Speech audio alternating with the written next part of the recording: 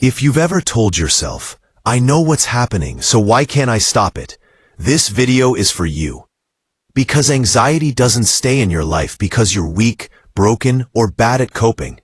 It stays because your brain has learned something extremely well. And the more intelligent, driven, and responsible you are, the more efficient that learning often becomes. Today, we're not going to talk about quick fixes, breathing tricks, or positive thinking. We are going to uncover the invisible habit machinery that keeps anxiety running on autopilot, even when you desperately want it to stop.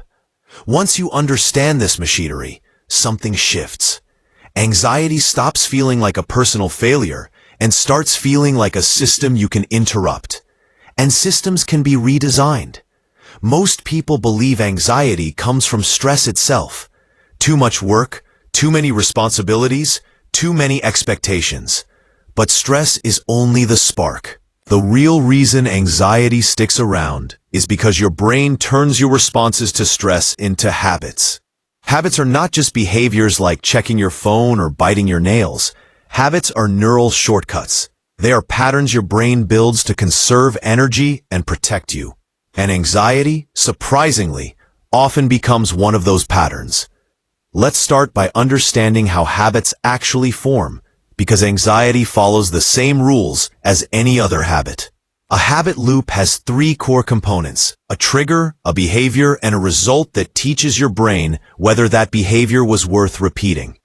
The trigger is something internal or external that gets your attention. The behavior is what you do in response.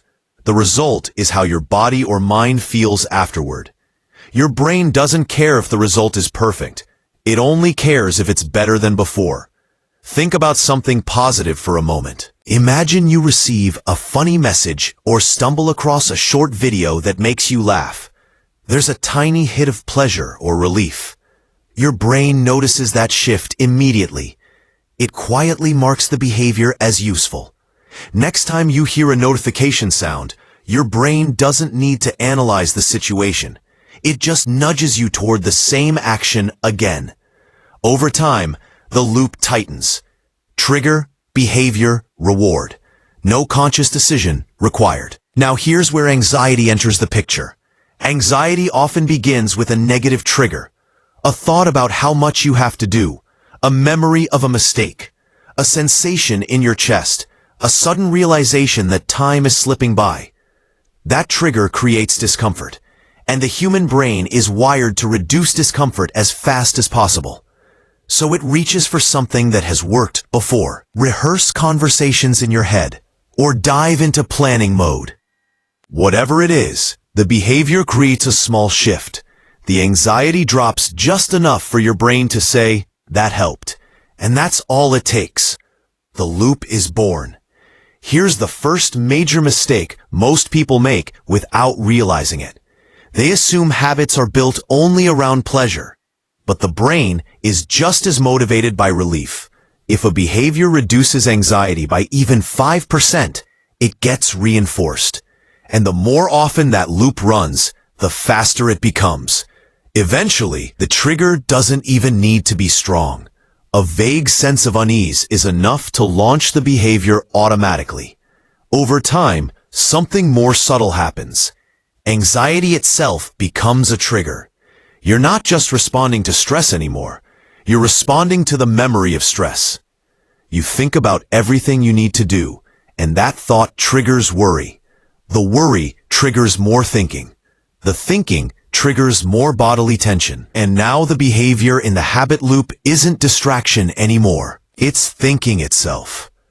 This is where many high-functioning people get stuck. They believe they are solving problems, preparing, or being responsible. But what's actually happening is that worry has become the default behavior. The brain has learned that worrying feels productive, even when it isn't. It creates a sense of motion, control, or vigilance. And even if the end result is exhaustion and a tight ball of anxiety, the brain still logged the behavior as relevant because it felt necessary in the moment. This creates a second type of anxiety habit loop. In the first loop, anxiety triggers distraction, which provides short-term relief. In the second loop, anxiety triggers thinking, which creates more anxiety. There is no relief at the end of this loop, but the brain keeps running it anyway because it confuses familiarity with usefulness. This is the part most advice skips over. People are told to stop worrying, calm down, or think positively. But by the time anxiety reaches this stage, you're no longer choosing the behavior. You're being pulled into it. The habit loop fires before conscious thought even catches up. It feels like anxiety just happens to you, like you're no longer flying the plane. So let's talk about the real goal, because it's not eliminating anxiety. The goal is breaking the automaticity. The moment anxiety becomes conscious again, it loses power. Habits only dominate when they're invisible. The first step is learning to recognize the trigger as a trigger, not as a command. This is harder than it sounds, because triggers often masquerade as important thoughts. They feel urgent, they feel true, they feel like something you must engage with immediately. But a trigger is just a signal, not an instruction.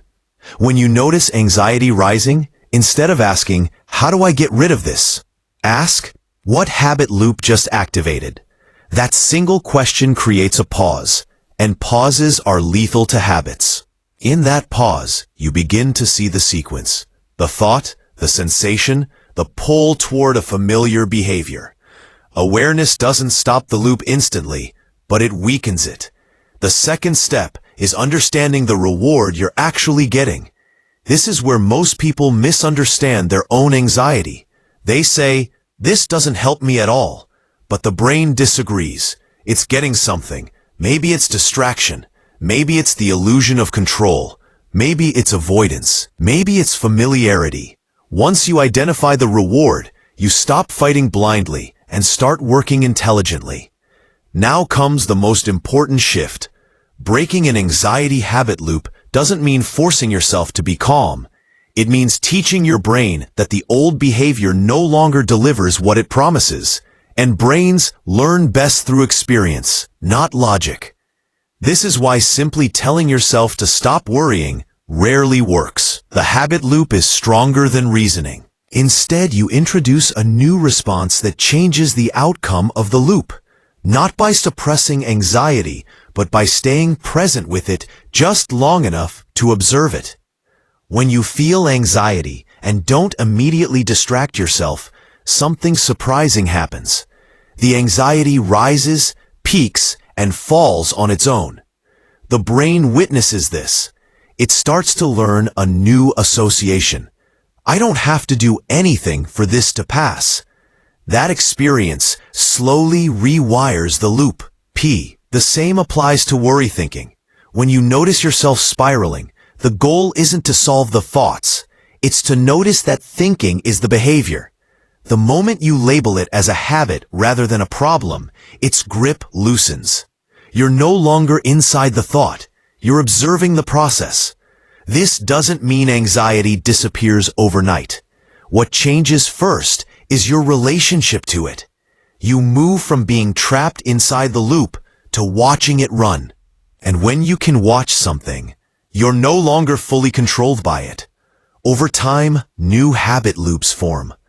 Triggers still happen because life still happens, but the behaviors change. Instead of automatic distraction or spiraling thought, the behavior becomes awareness. The reward becomes clarity and self-trust. And those rewards are stronger than anxiety, but only after your brain experiences them repeatedly. This is where patience matters. You're undoing learning that may have taken years to build. Each moment of awareness is not a failure to fix anxiety. It's a successful interruption of the habit loop. Every interruption weakens the old pathway and strengthens a new one. Eventually, anxiety stops being the pilot and becomes a passenger. It may still speak up, but it no longer controls the direction. You're flying the plane again. And here's the final truth that changes everything. Anxiety doesn't mean something is wrong with you. It means your brain learned something once to protect you and never got the update. This work is not about fighting your mind. It's about teaching it, gently and consistently, that you're safe enough to choose differently now. When you stop seeing anxiety as an enemy and start seeing it as a habit, the struggle changes. You move from force to understanding, from reaction to choice, and that's where real freedom begins.